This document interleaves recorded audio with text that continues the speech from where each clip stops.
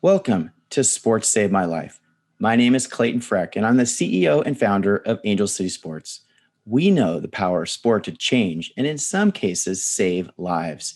We hear these compelling stories every day, and we created this show to share them with the world. Enjoy the show, and remember to like, follow, share, and comment. All right, so today I am really excited to interview adaptive athlete and entrepreneur Richard Dahl, or as I call him, Rich. Rich was born and raised in Inglewood, California, and still lives in his hometown. In 2017, barely a month after graduating from Tuskegee University, he was in Jacksonville, Florida, and was shot in an attempted robbery and immediately paralyzed. He's an amazingly active guy and enjoys cycling, boxing, and golf. In fact, he's probably one of the best adaptive golfers using our Paragolf carts purchased by the Hartford's Ability Equip program.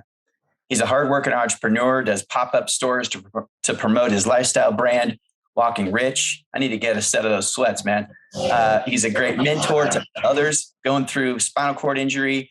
And he's actually in the process of starting his own nonprofit to promote positivity and awareness around spinal cord injuries and living a full active life. I recently had the pleasure and blessing of spending a whole afternoon with him down at an LA Rams practice. He's kind, thoughtful, and passionate, and he's an important part of the Angel City family. Welcome to the show, Rich. Thanks for having me. You got it. All right. So what comes to mind when you hear the title of our show, Sports Saved My Life? What comes to mind when I hear that title? Therapy, honestly. And, for me specifically, golf in particular, being a therapeutic activity for me. Like when I hear, sports saved my life, I think about therapy, especially when you think about, spinal cord injuries and, when you first injure, you think about all those things that you're not going to be able to do anymore. And, sports saved my life. When you hear that, it's exactly what it is. It's straightforward. Sports saved my life. Thank you for that. And before your injury growing up, I think you were a pretty athletic kid as well. So was sports important to you, as a young man, as an adolescent, as a little guy? Yeah, I played sports all my life. So sports is a big part of my upbringing. I played down at the LA Sheriffs with the Packers. I played at the Inglewood YMCA, Helen Keller. Yeah. I played all around, Los Angeles County. And, I went on to play in middle school and in high school, playing varsity football, varsity baseball, varsity track, I dabbled and dabbled with soccer a little bit, so, I always found myself being active, as my mom always say, like, she always says, like, when girls used to call the house, she used to be like, Rich is outside. And, that was one of the things that she never really had to worry about me, just being head over heels over girls. Cause, I was, the active type, I hopped fences and I was outside playing and, All right. I want more stories about hopping fences. We'll get to that one.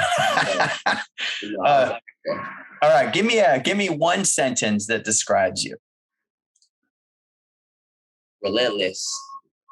One word. Like, I just feel like I'm very passionate, and when I set my eyes on something, like, it's not until I complete that task, it's when I let up, Yeah, I got you. Makes sense. All right. So in this section, I want to talk about childhood. So give me the straight story. How, what was it like growing up in Inglewood?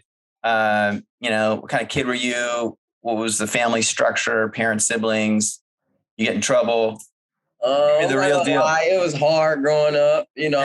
Give it, lay it on me, man. I can handle it. You know, in my life, you know, I found myself and my family, you know, where we were, you know, at a good point in our lives, and then boom, you know, within the snap of a finger, we were, you know, homeless or, you know, going through whatever adversity we were going through at that time. So how old were you when you first experienced homelessness? I experienced homelessness probably around like the 4th grade. So that was probably around I was probably like 10.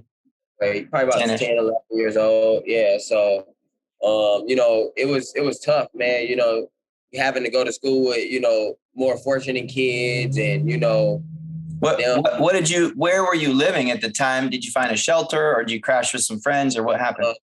You know, we would crash with my mom's friends. We would also you know, we had hotels. Some days we'd sleep in the car, you know, and like I remember, like, you know, it was sometimes like, you know, when we, you know, as a family collectively, you know, kind of agree whether or not we're going to get a hotel, or, you know, are we going to eat good tonight, you know?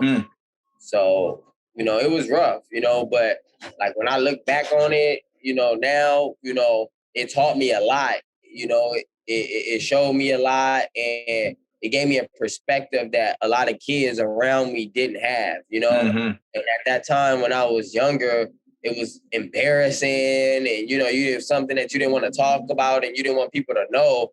But as you get older, and as you know, go through different things in life, and you realize that's what brings out the best in you, like, you appreciate those moments. Like, yeah.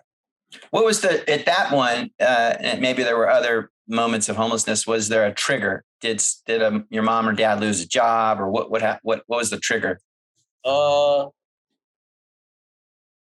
it was various things. I remember my mom, she had went to jail one time. So, you know, when she got back out, you know, she was just trying to get back on her feet. Then the second time it was, you know, a similar situation. My dad, you know, he went to jail. And, you know, it was just always, or, you know, my mom lost her job, or, you know,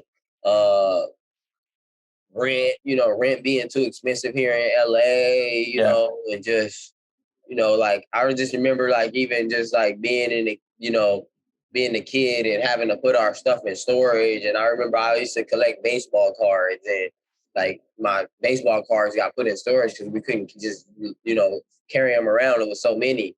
And, you know, I ended up losing those baseball cards, you know, to storage. And, you know, like I don't know, that was one of the things that I remember, you know, like there was like a lot of real things going on around me that I had to understand. And, you know, like it took a lot of understanding and maturity at such a young age to really understand, because I felt like I really understood a lot of the things that were going on around me at the time. You know, I understood we were actually homeless, and I understood the hardship, and I tried to help out as much as I could, you know, and try to alleviate as much stress off my mom as I could, you know.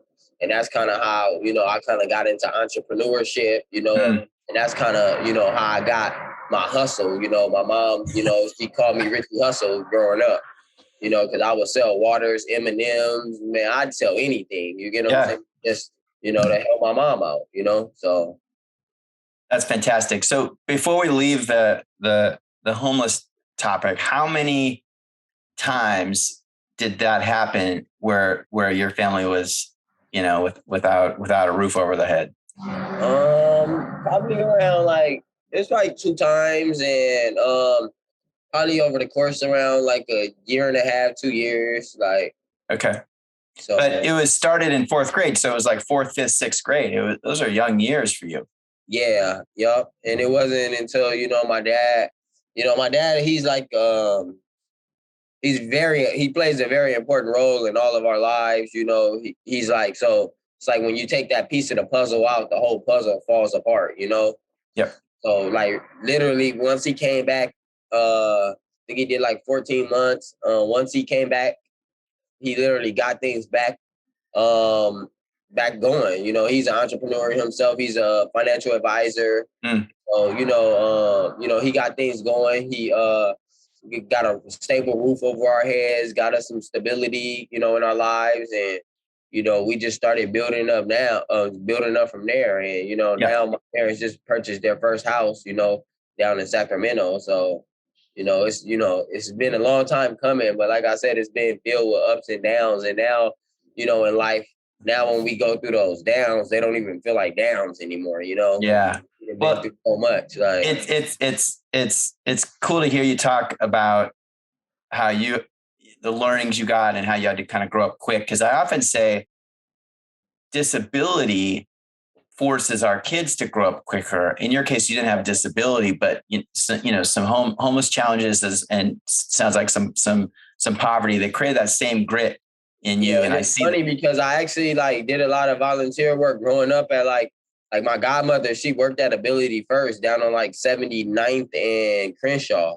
So like I literally every day after school for years, like I would go up there and I was around kids with different disabilities. Like, you know, so that honestly opened my eyes up. And I remember even being in school and I don't even like to, you know, say the word still like, but someone called someone a retard. Yeah, sure. So, like, and I remember that, like, I got in a fight behind that. You get what I'm saying? Because serious. Like I felt the need to defend that person. You get what I'm saying? Because I had been around these people and I had like an understanding with these kids and like I understood although they were a little different that they were just the same. You get what I'm saying? And I really learned there that because there was a lot of Down syndrome people there. And I learned that they are actually a lot smarter than, you know, a lot of people think. And they're a lot smarter than the average person. Like, they're almost like, some of them are like geniuses. Like, like some of them have photographic memory and, you know, like they have these different gifts, you know, because they don't look the way that people ideally you're supposed to look or, you know, like the stigma society puts on us, like, you know, like we tend to outcast them people when really we should embrace those people. Like 100%, man. That's great. So the family structure you had, your parents were together your whole upbringing. Sounds like they are still together. Is that the case? Well, at a young age, my dad left. So I really never, my biological dad, I've probably only seen him 5 times in my entire life. Like recently or no?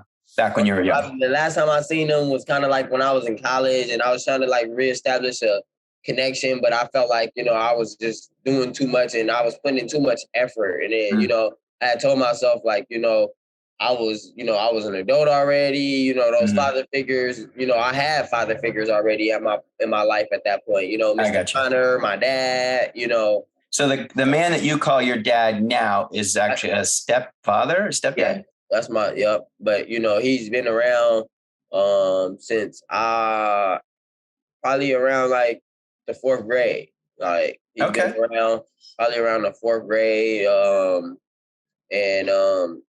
Yeah, like, you know, he's never made me feel like a stepson, never made me feel like an outcast, never, you get what I'm saying? So yeah, he just took you in like his own. Yeah. And, you know, and it's just crazy that, you know, he has, you know, children of his own and, you know, he's always wanted a son and he's never gotten a son. He got 3 girls. You know? So, and then plus my mom, I have 2 sisters. So, you know, that's 5 girls and then I'm the only male, you know, so. So like, you know, we instantly clicked, man. And, you know, like I said, since I can remember, he's been, you know, there for me. He supported me in everything that I've done. You know, when I needed advice from, you know, what was right or what was wrong, he's been able to be there and give me advice, you know. So like, you know, honestly, I don't even open up and tell people a lot of that part of it because like our relationship is so like, you know, it's sound. You get what I'm saying? So like I feel like it's a like it's almost disrespectful, you know, because he's done so much for me in my life to call him a stepfather. For sure. Yeah, for sure.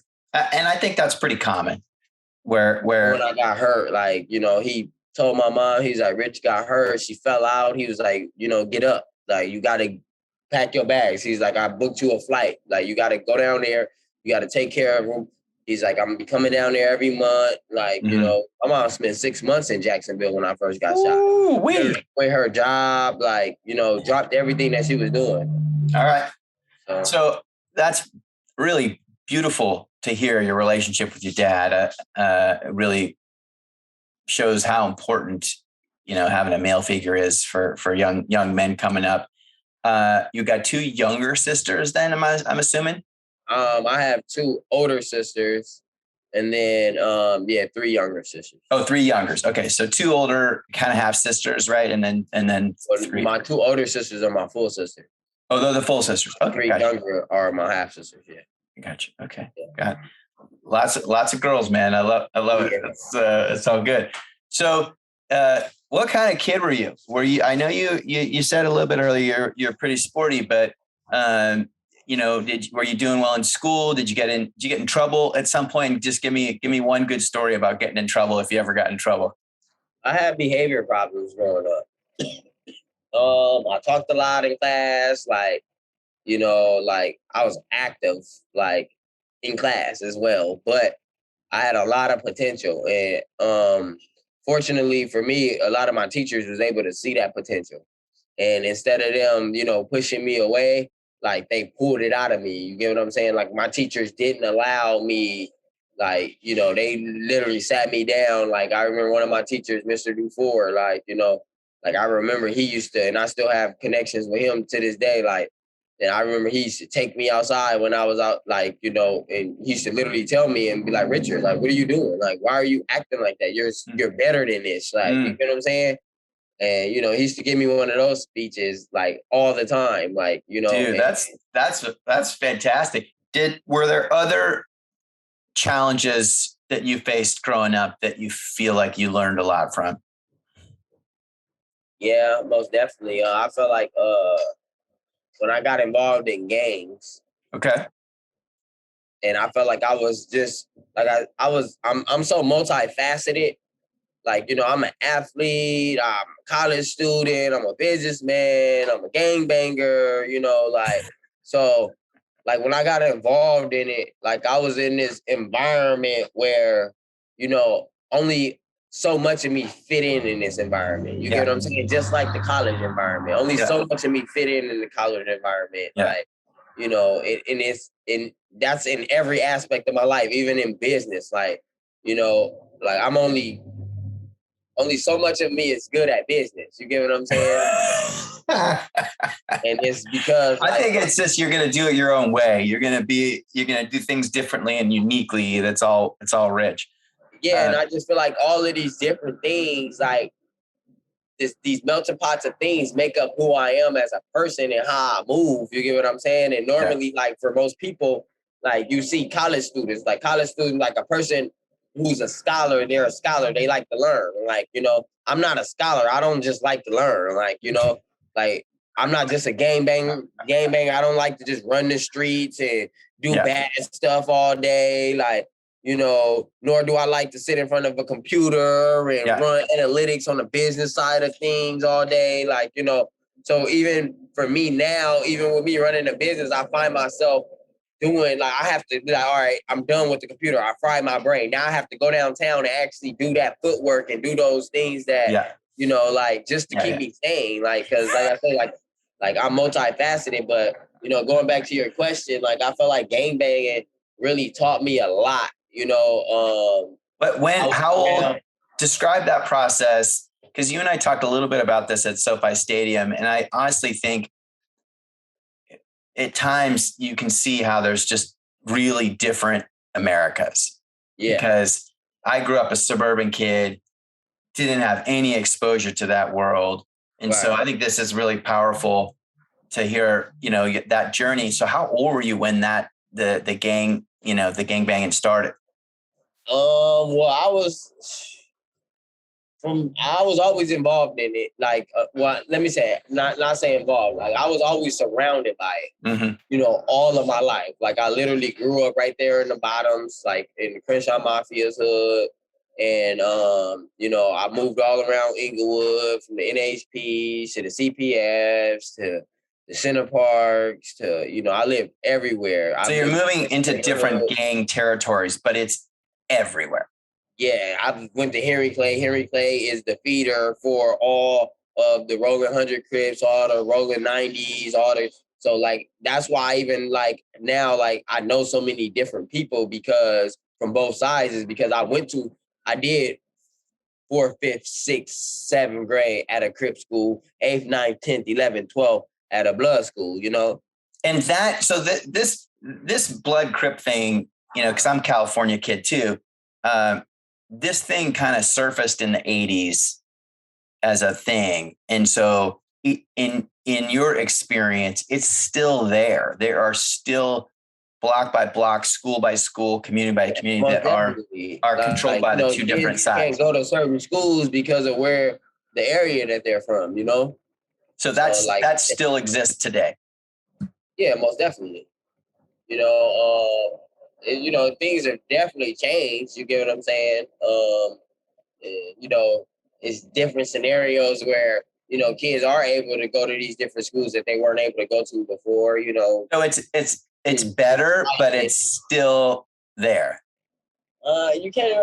It changed in its own ways. Like you got a lot of senseless deaths going on now. Like, you know, through Instagram. Like, you know, like one of the homies from Inglewood, he was just killed on Instagram Live. Like, you get what I'm saying? So like those are the things that you're seeing now. You get what I'm saying? Like times are changing. Like versus before, when somebody got shot, you'd be lucky to get surveillance footage. You get what I'm saying? Versus now, it's being plastered all over Instagram Live. Like I could pull up a video on my phone of a young man that got shot on Melrose yesterday. Like you get what I'm saying? So people, when the crimes are, you know, when the crimes are being committed, the gang members are recording it. Well, people are recording it. You know, gang members are recording. People just, you know, there's no telling how it's gonna be recorded. You know, people are just doing stuff and, you know, it's getting captured. You know, it's a camera on every corner. It's, you know, people constantly got their phones in their hands. You know, so. So when was there a moment, either junior high or high school, where you were more engaged in the gang? In high school, like and it was crazy because I ended up having to move out my parents' house because like they was coming through shooting up the house, and you know, it was your house got shot up multiple times, all the multiple times, like all the time, like, you know, and like my mom went to, you know, one of my school teachers and basically, you know, told him like, you know, like I'm fearing for my son's life. If my son continues to live here, something's gonna happen. He's either gonna go to jail or he's gonna get killed. And you know, my mentor basically told her like, okay, go home, pack up all his bags, and bring him to my house. What? And literally, I went to school with one of my teachers every day, like all like from the 10th grade, because like we had got into it with a rival gang, and like our gangs were so intertwined. Well, they weren't even a rival gang. They were like, they were homies. Like we were all homies, and you know, we were so intertwined. You know, they know where I lay my head. They know where I go to school. They know what days I play my football games on. Like, you know, and you know, I found myself, you know, just doing a lot more, having to participate in a lot more to protect, you know, myself and the ones around me. Because is it, Rich? Is it at some point? Is it a decision of survival? Most definitely, and especially for somebody like myself, because like even earlier you asked me about, you know, you said that you might even ask me about questions about regrets. Like I really don't have no regrets in my life, you know, and not even gangbanging, you know, because it's taught me so much, you know. Yeah. But at the end of the day, you know, it like, let me see, what am I trying to say? It costs a lot, you know, like yeah, sure. you know, you lose friends, you lose, you know. How many friends have you lost to gang violence in your life? I don't even keep count anymore. Like, you know, like dozens. Yeah, I mean, like, you know, just you talking about people that I've encountered and just yeah, it's a lot. Like, you know, like we just lost somebody not 2 days ago, you know? Right. So, you know, then before that, maybe 2 weeks ago, you know, so it's multiple. It gets hot. Like it's multiple. I mean, if it goes on that pace, you're looking at a dozen or two a year. Yeah, probably about anywhere from 6 to 12 a year, you know. That, you know, either I went to school with them or, you know, just, you know. So where did your teacher live that pulls you out? In West LA. I mean, it was a better neighborhood for sure, but it was just right outside the jungle. So it wasn't too far, you know, outside of what I was used to. And I wasn't, you know, but, you know, I didn't have people knowing where I lived at and, you know, where to find me. And, you know, because that made me being a scholar, like anybody can never tell you that. Not a lot of people even knew that I gang banged growing up because of how I carried myself. Like I literally was the class president in school. I wore suits and ties to school. Like I carried my persona was different. Cause I remember one of my homies telling me, like, if you carry yourself like a gangbanger, people are gonna treat you like one.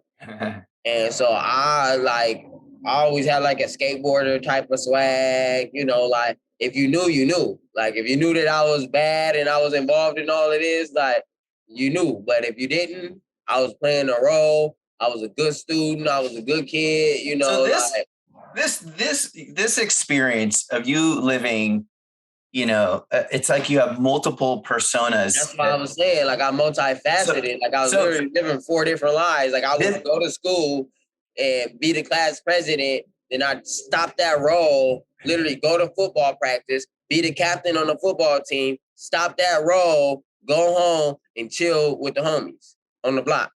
Okay, so is the teacher taking you in the beginning of you being able to phase?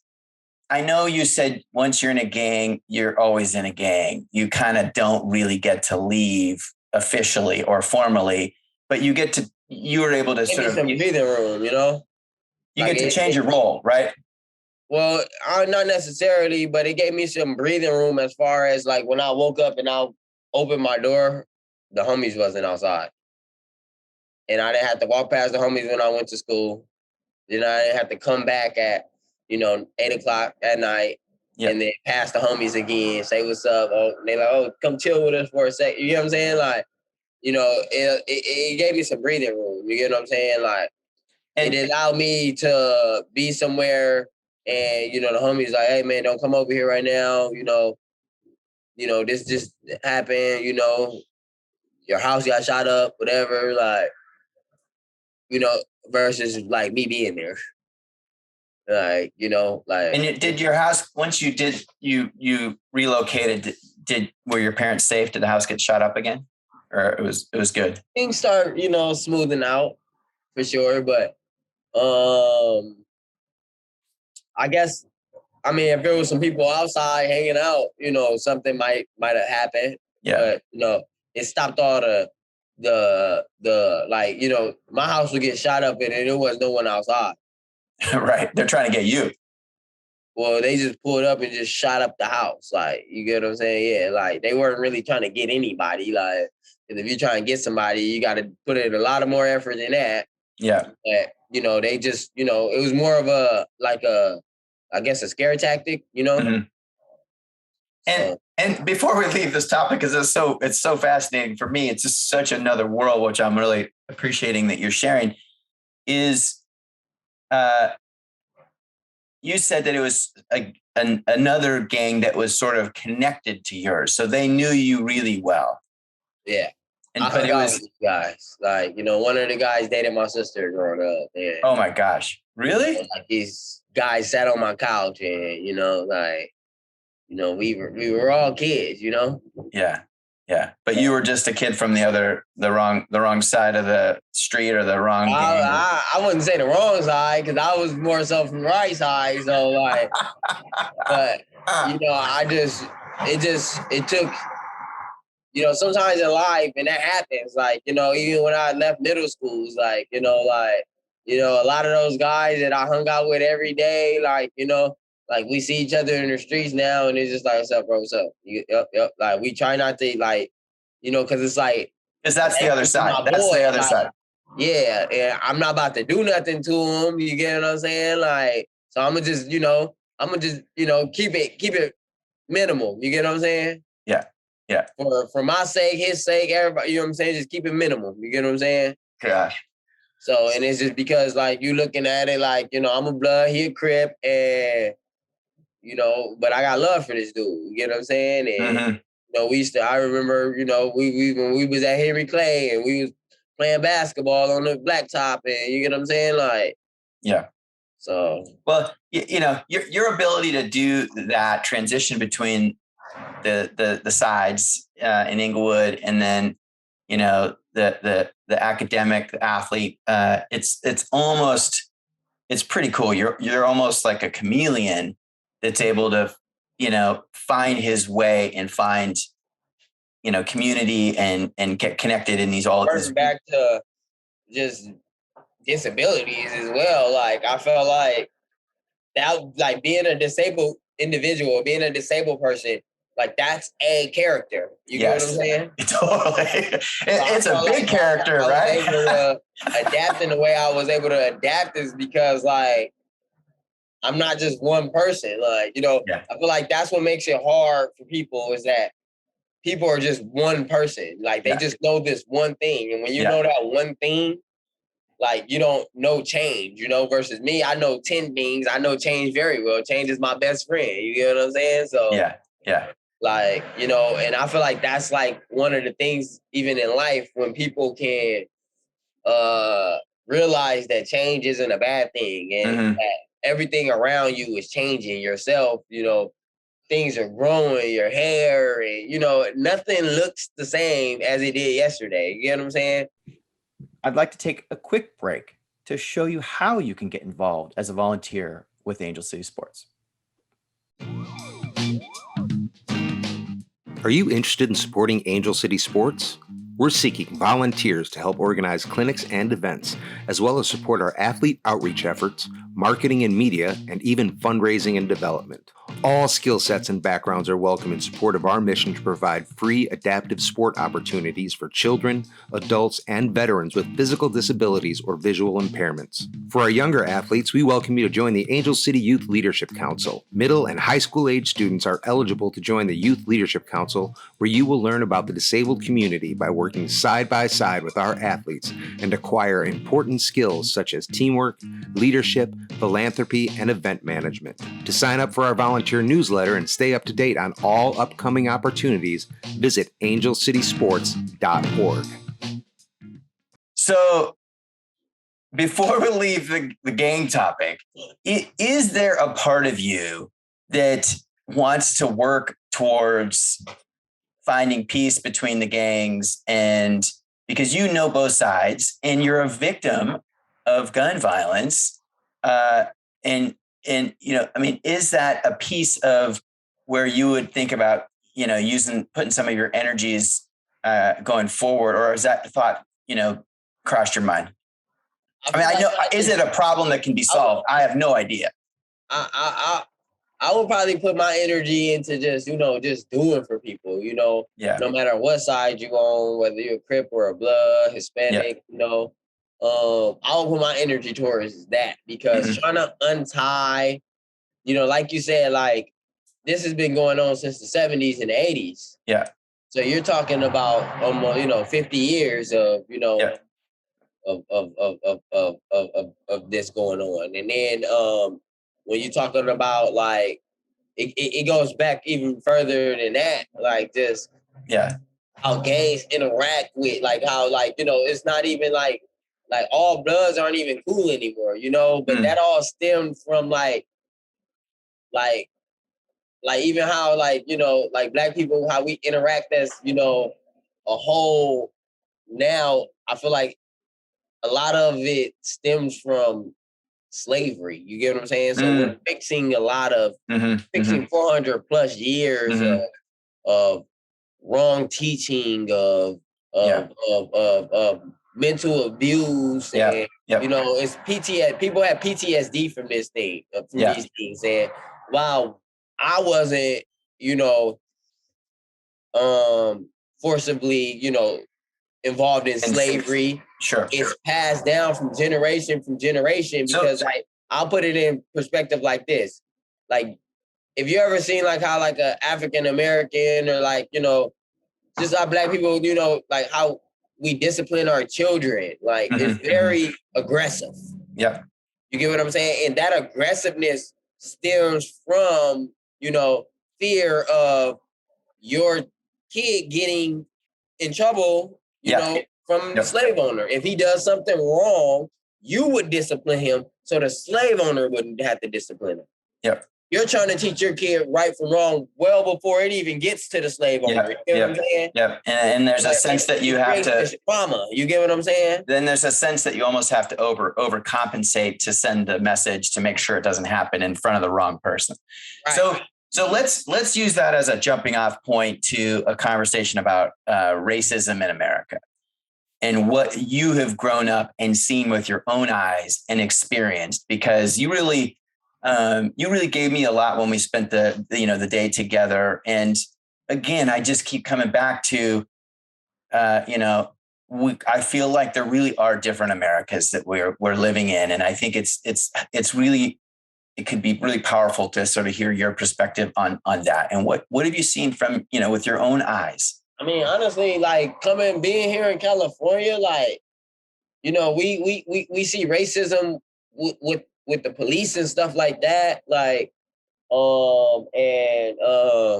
mainly like, you know, it's like minority racism, like Mexicans versus Blacks. And you get what I'm saying? That was the racism that I saw growing up.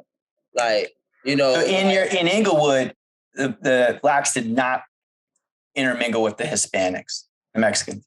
Not really. You get what I'm saying? It's not, you know, like especially on a gang level, it's beef, you know. So, you know, I grew up seeing it from that perspective.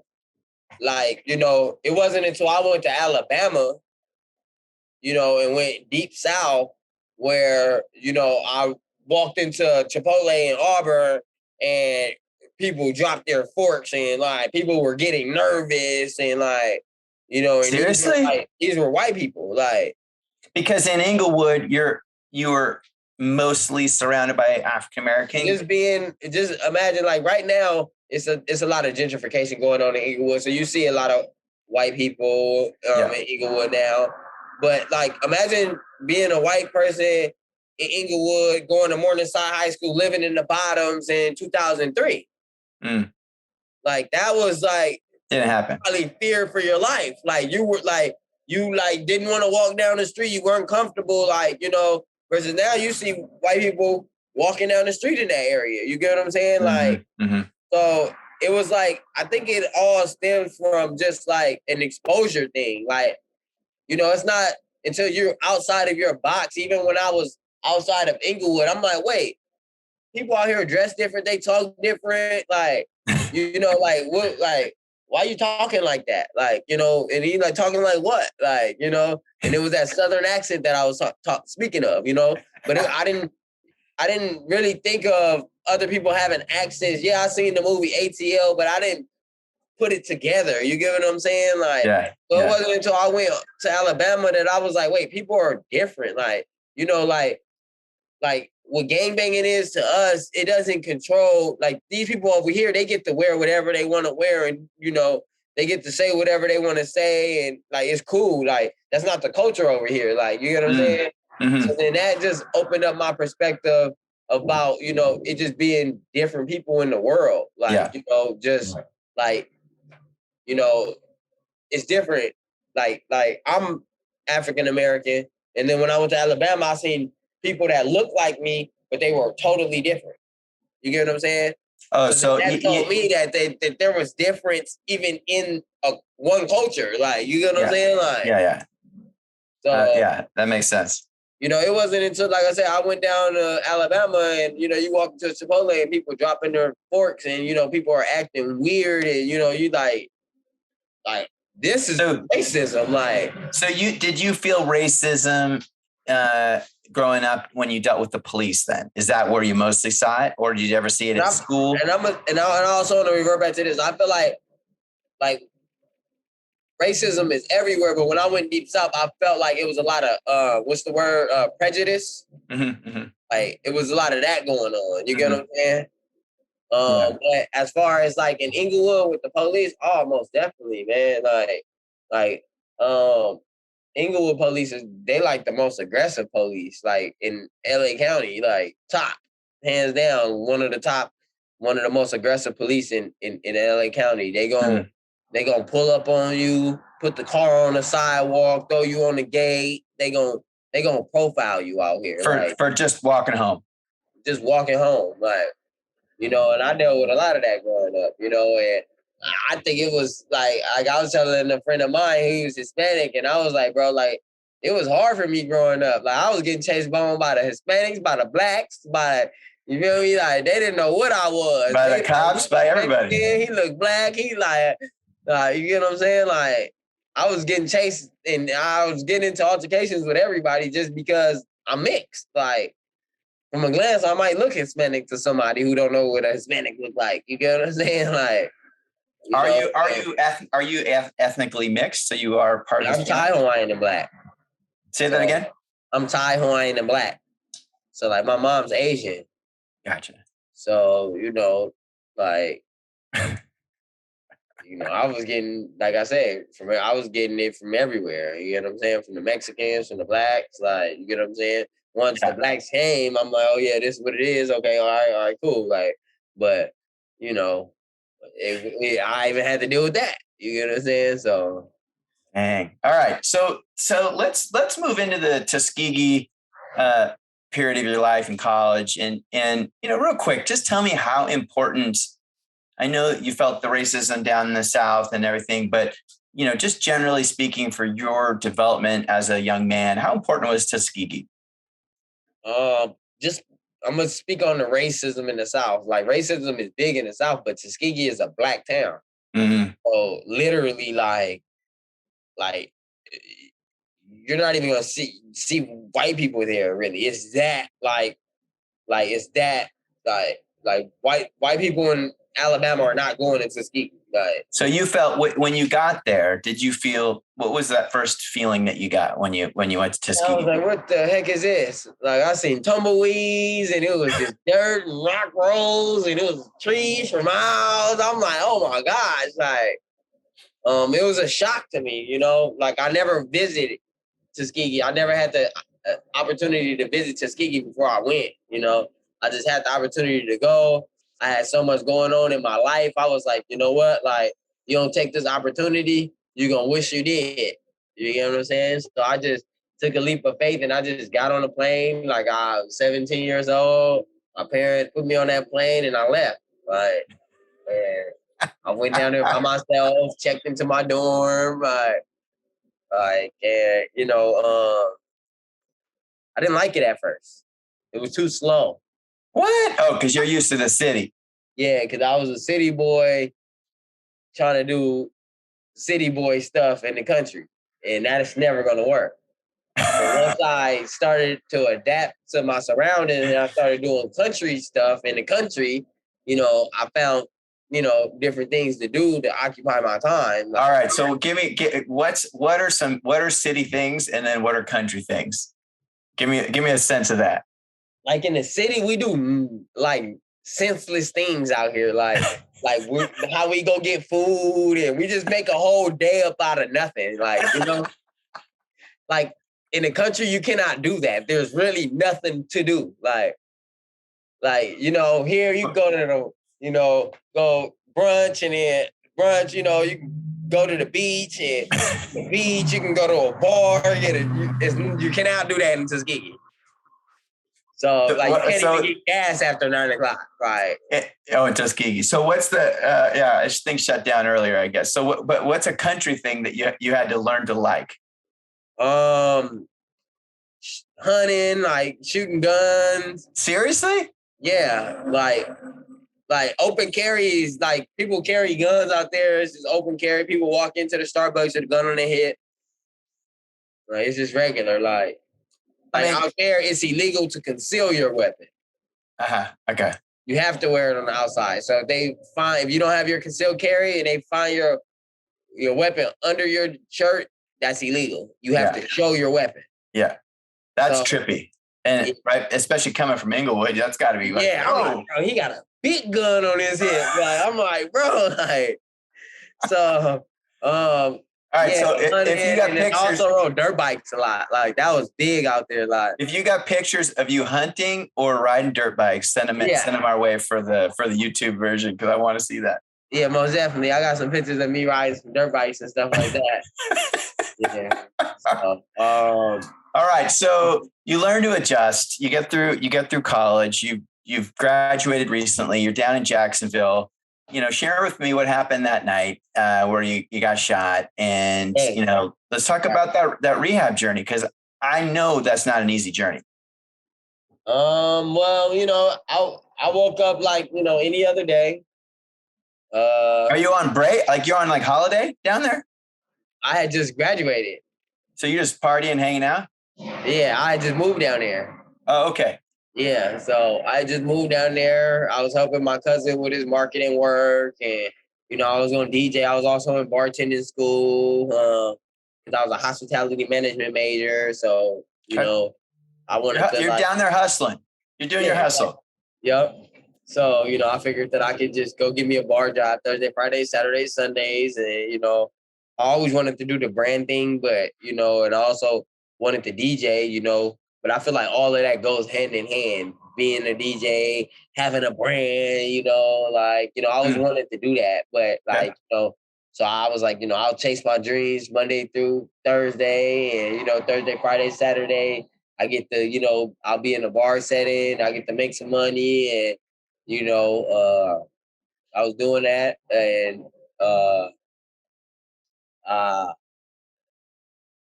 I just ended up getting dressed June 18th, 2017, and I carried on like it was a normal day, and I ended up going to go see a few friends, and we smoked, and I ended up meeting these guys the day before, like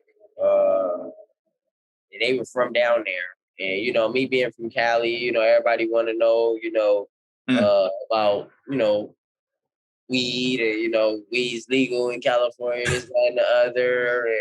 And, people think like, we grow weed out our hair because we're from California, like out there, like, so literally like, these guys, they hit me up the next day to link up, and, to me, I get a weird vibe, I'm not like really like, I'm not really meshing with them. And like, it's crazy because now like I learned that was my heart and that was my intuition telling me to leave.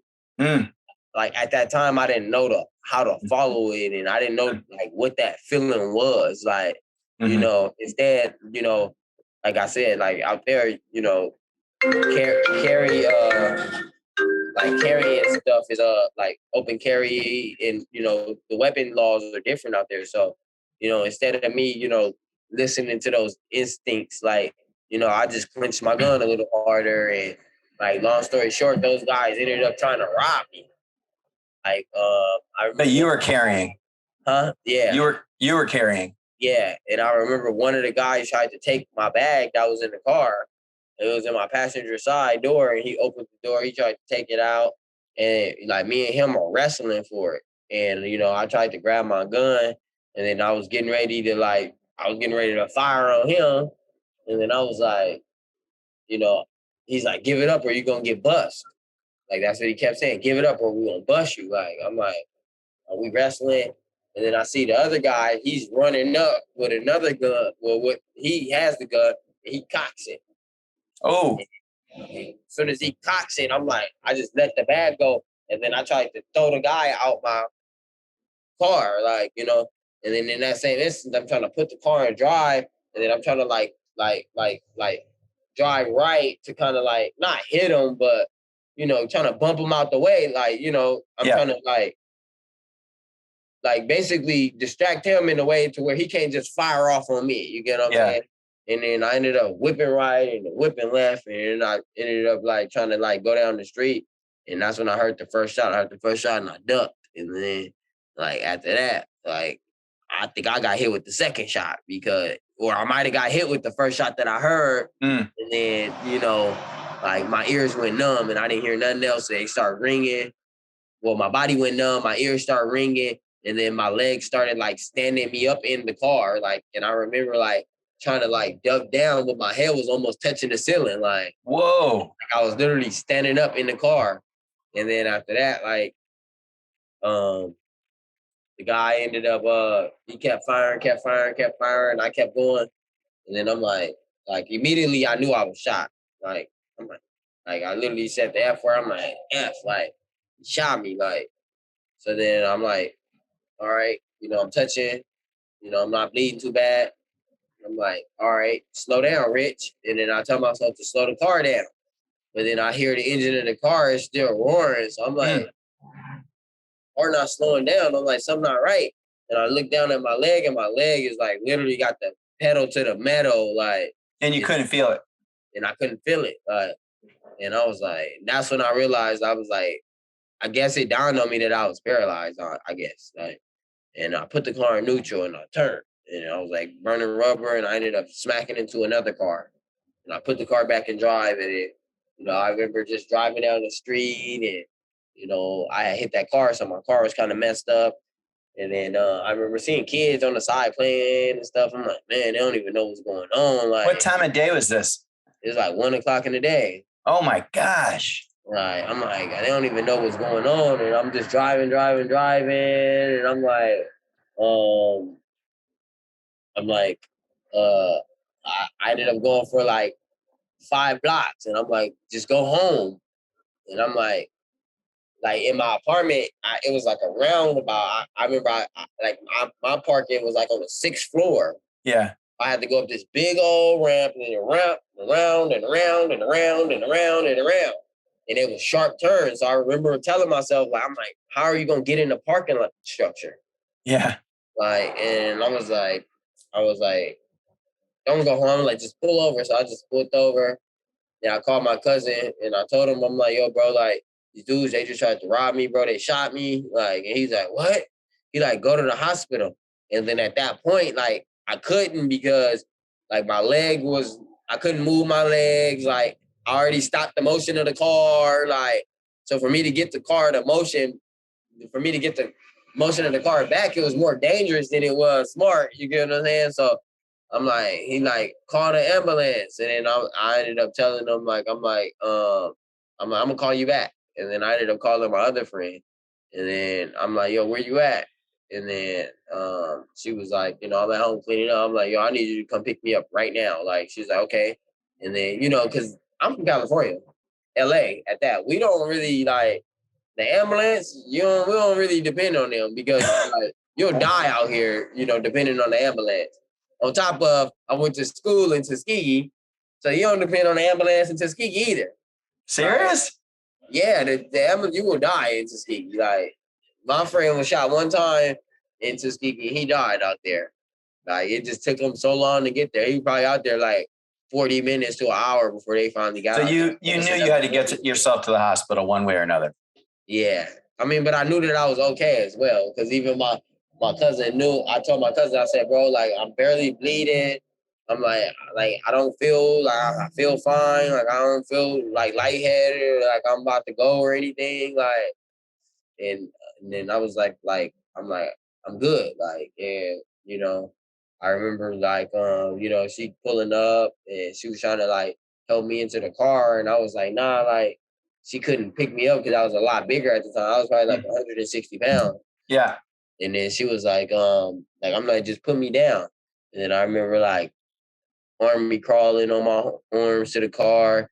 And it was crazy because like in that moment, like I literally realized this now, like I literally transferred into the car my very first day, like from the floor. Wow. Like, you know what I'm saying? Like, and got in, but I did a lot of calisthenic workouts back then. So like my upper body was crazy. I was like the type I was doing muscle ups and stuff like that. Yeah. So like my upper body was crazy. Like, so like I got myself in the car. She's like, okay, where do you want me to take you? And I'm like, to the hospital. Like I remember I got sassy with her. Like, I'm like, to the hospital. Like, she like, which one? I'm like, I'm not from out here. Like, I don't know. Like, just take me to the closest hospital. Type hospital on your phone and go. Like, and and they pulled up, and I remember it was a lady. Like, we pulled up, and I remember it was a lady like walking out. She had her stuff in her hand, getting ready to go home, and I pulled up. I rolled the window down. I'm like, I'm shot. Like, she dropped all her stuff right there, ran back in, got the little flatboard out. You know what I'm saying? And they was trying to get me onto the flatboard. And like, I remember like, I'm telling them like, I got myself in the car. I'm like, I can get myself over there. Like, you know what I'm saying? They like, no, don't move. Like, they trying to put me in a brace, a neck brace. I'm like, do y'all not realize that I've been shot for like an hour or something? Like, I've been driving all over town. Yeah, I've been driving over town. Like, I'm like, I got myself in the car. Like, I mean, that's a pretty wild story that you were conscious the whole time. Right. Yeah. And so you get checked in. How fast did they tell you, your diagnosis, your paralysis? And they get to giving me paperwork and ask me a million questions first. And I'm like, bro, like that's my adrenaline's calmed down. I'm like, I made it to the hospital. I'm not about to die. Like, so like my adrenaline is down now. Like now I'm in pain. Like, and I remember like sitting on the table. I'm like, can y'all give me some pain medicine? I'm like, this hurts. Like, they're like, you have emergency. I'm like, I'm in pain. Like, what are you like? Like, I'm like, yeah, my mom. Like, I'm like 310-425-5646, but do not call her. Like, oh my God. Like, I'm like, don't call my mom. Whatever you do, don't call my mom. Like, you know what I'm saying? Because in my head, like, it was crazy because I realized that I was paralyzed. I got to the hospital and it was like, I forgot that I was paralyzed. And I was like, I'm going to be good. Like, don't call my mom. Y'all going to fix me right now. I'm going to heal up in 3 weeks and I'm going to tell my mom that I got shot. Like, Yeah. And then, like, everything cool. She going to be not worried. Like, and, like, I woke up the next day and boom. Like, I remember, like, well, no, I didn't even wake up. I was still asleep, honestly. And I remember, like, hearing, like, my mom's voice. And she was asking about me. And she's like, where's my son? Is that and the other? And they was like, well, he hasn't woke up from surgery. And she's like, wait, surgery? Like, y'all said he was okay. Like, what do you mean, surgery? Like, and then he's like, he is okay. Like, but he was shot and the bullet hit his spinal cord and, this, that, and the other. And, she basically came in there and was like, Richard. Like, I remember she was like, Richard. Like, and then I woke up. Like, I remember, like, I woke up and I'm like, Mom. And she was like, Rich. I'm like, Mom, I'm sorry, Mom. Like I messed up, Mom. Like, she's like, nah, it's okay, Rich. We're going to get you out of here. Mama going to get you home. Like, it's okay. Like, and then I just knocked back out. Ooh. And then that's crazy because I remember that so vivid because it was a higher power for like that I heard my mom's voice. Like it was almost like my angel. Like you get what I'm saying? Like and I remember like when I heard her voice, I woke up and I was like, Mom, like I had tubes in my throat. I started trying to throw a tantrum, trying to snatch the tubes out my throat and stuff. Like, and then I'm telling my mom, like, I remember like I was telling her like, like I'm like, take the tube out my throat.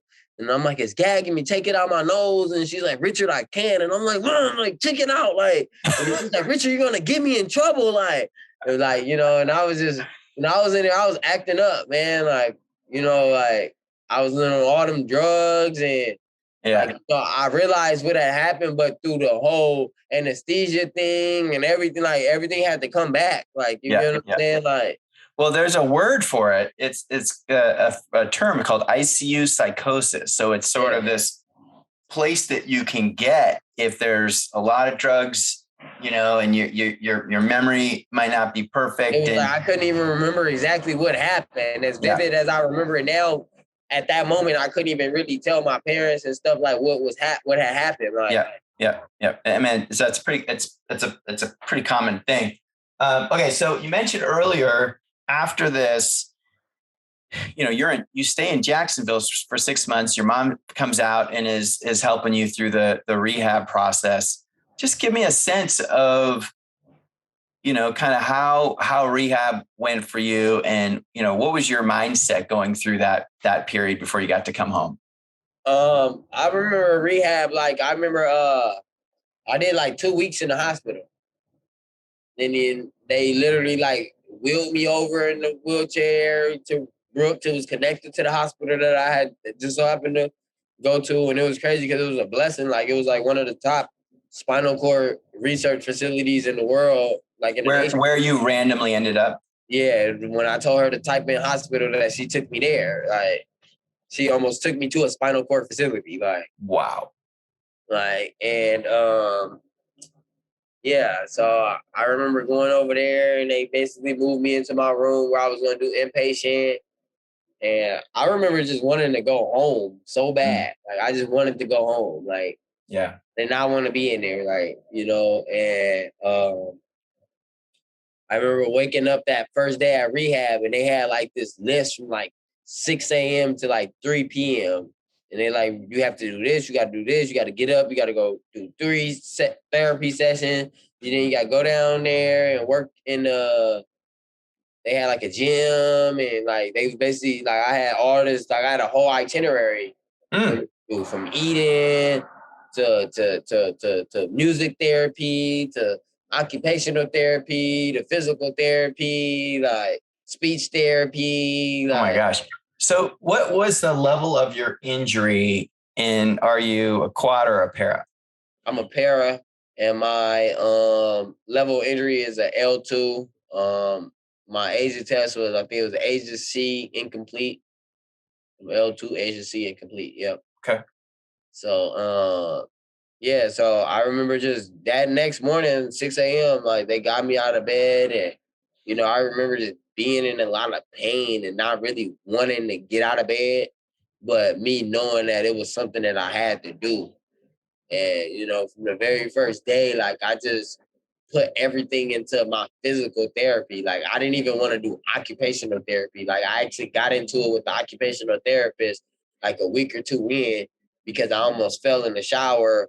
And then like I basically like just was frustrated and I flipped out, and I just basically told him, I'm like, bro, like, this is stupid. Like, what you're teaching me here, like, I'm not at this time. Like, what you're teaching me here, this is like, bro, I live in a luxury apartment, like on the 25th floor, like with a glass door and a jacuzzi tub, and like when I go home, and whenever I go home, that my situation is not gonna be nothing like this. So I'm gonna have to relearn all these transfer that you're teaching me. I said, I want to go downstairs and I want to get on the FDS bike and I want to walk, and I'm trying to get back. Like I said, you guys are trying to get me comfortable in a wheelchair, and I'm trying to get out of a wheelchair. Yeah. And, basically, that's basically where I called the doctor and we had a meeting, and we pretty much cut out all of that extra stuff, all that occupational therapy, speech therapy, music therapy. I'm like, I don't want to do none of that. I do 8 hours of physical therapy. That's what y'all need me to do. But I don't want to do anything that's not going to be helpful to me getting back on my feet. You were pretty clear, and you really... I really never took, like, it never crossed my mind from the time that I was telling them to not call my mom that I was not going to walk again. Of course, at that time, I didn't know it was going to take this long, but it never crossed my mind that I wasn't going to walk again. Yeah. But how'd you process all that? How'd you get yourself out of those low moments?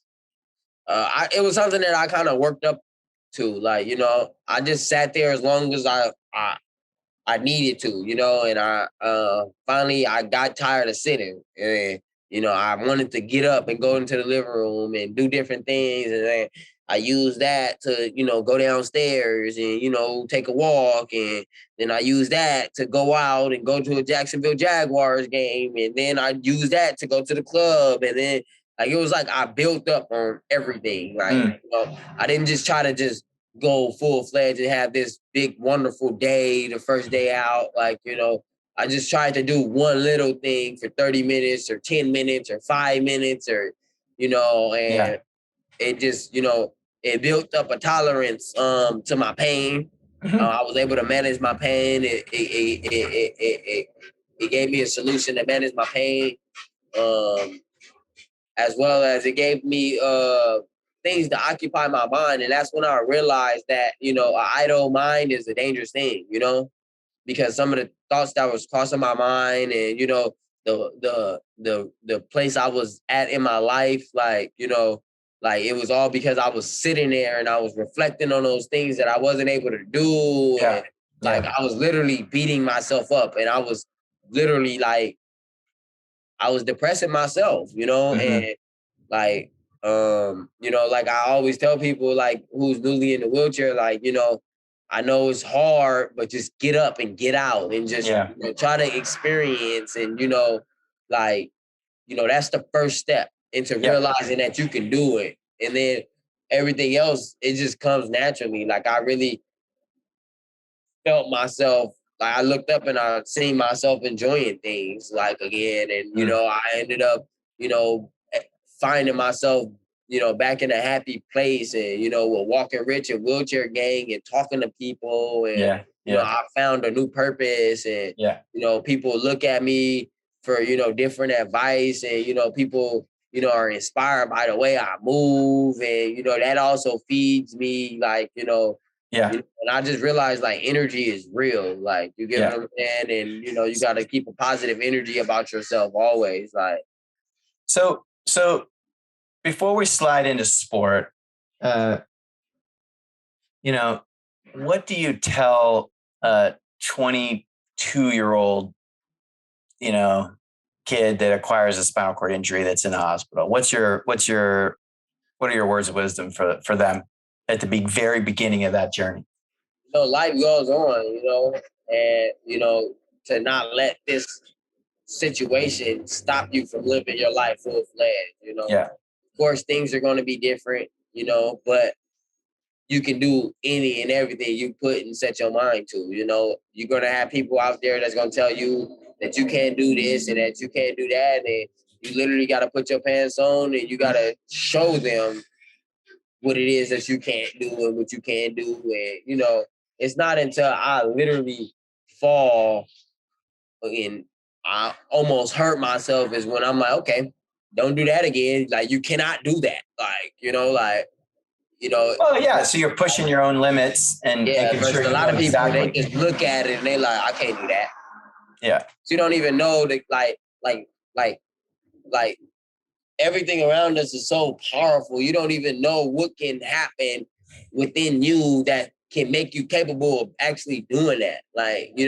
I think sometimes we look at the world too realistically. You get what I'm saying? Yeah. And we're taught as a kid, I feel like one of the best things as growing up was our imagination. And I felt like we were taught to get rid of our imagination. And I felt like that's a big thing, even to how I get through my daily life. I'm always thinking and I'm using my imagination and whether it's I need to get something down that's up on top of the counter, you know what I'm saying?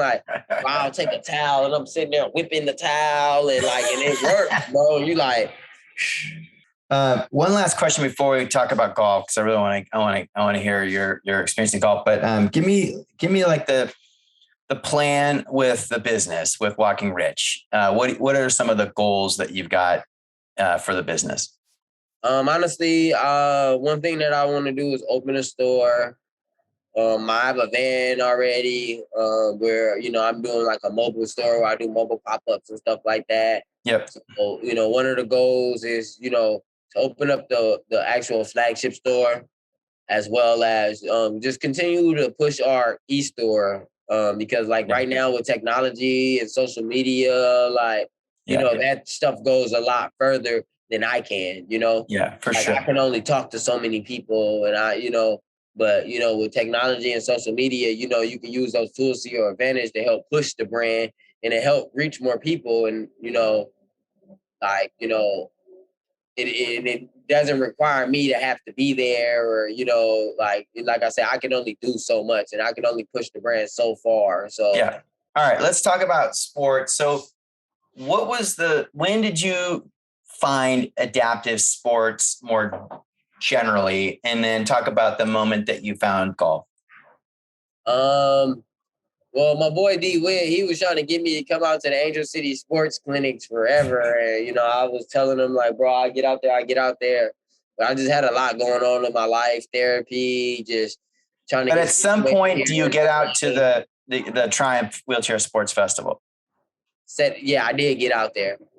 Yeah. And I think I got out there after I actually finally made it to one of the clinics. Oh, okay. So you actually came to Angel City and did golf first, and then you went to the Triumph Wheelchair Sports. When was the last one in Santa Clarita? That was like not last year, it was the year before 19. that, right? Yeah, 19. Yeah, and you were golfing before that, I think. Yeah. So, I actually went to the golf.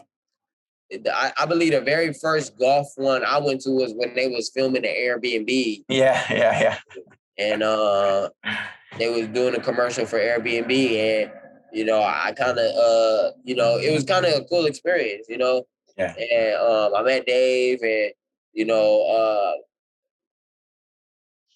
we instantly clicked, and you know, I ended up coming out to another clinic, you know, where he was, but it was like a long time after I went to the first clinic. Okay. And he was like, bro, where you been at? And I was like, you know, I've been having a lot of stuff going on, this, that, and the other, and you know, somehow we got on the topics of him gifting me or Damien some clubs. And Damien's like, you know, I can't use the clubs, this, that, and the other. You know, I don't stand up in golf. I sit in my wheelchair in golf. And I'm like, okay.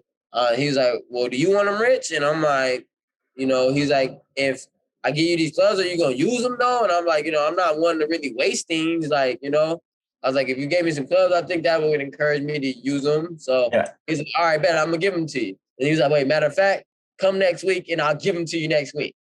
And then I was like, there we go. Right. So then, you know, we set up a day, and basically I came out and, you know, he gifted me the clubs, and, you know, that along with, you know, just his support and encouraging me to really just get out there and just giving me access to actually be able to golf whenever I wanted to, you know, that was big, you know.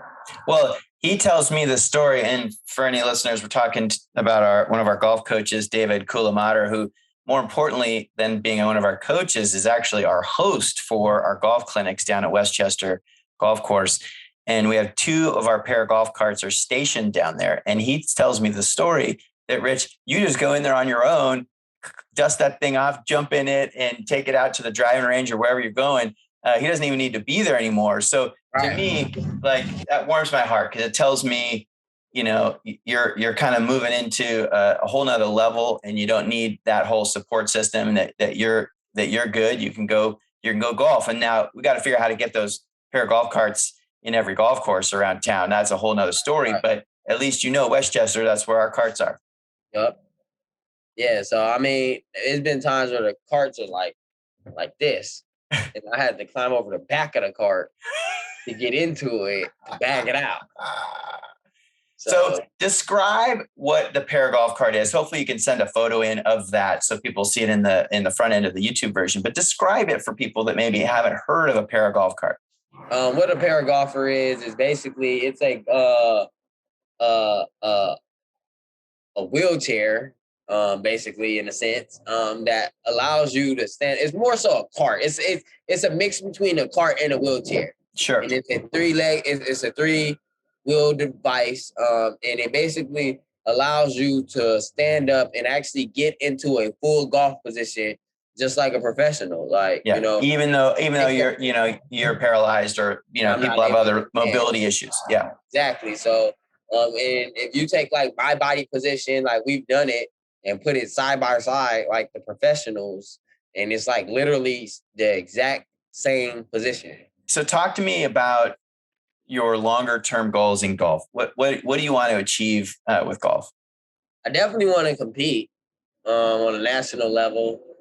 I've actually got to meet some of the guys that actually, go to some of those bigger tournaments and are in a network of the professional paragolfers, you know. So, that's one of my goals is to actually just become a professional paragolfer and get some sponsorships. I'm already sponsored by Walking Rich. There you are. Maybe get a Nike or Adidas sponsorship or, and just show like, once again, wheelchair users that we can do this. Like, can get a sponsorship. You can have a manager. You can have an agent. You can live a rock star lifestyle in a wheelchair. Like, for sure. I'm going to roll into soul searching, and this is just rapid fire, man. Let's go.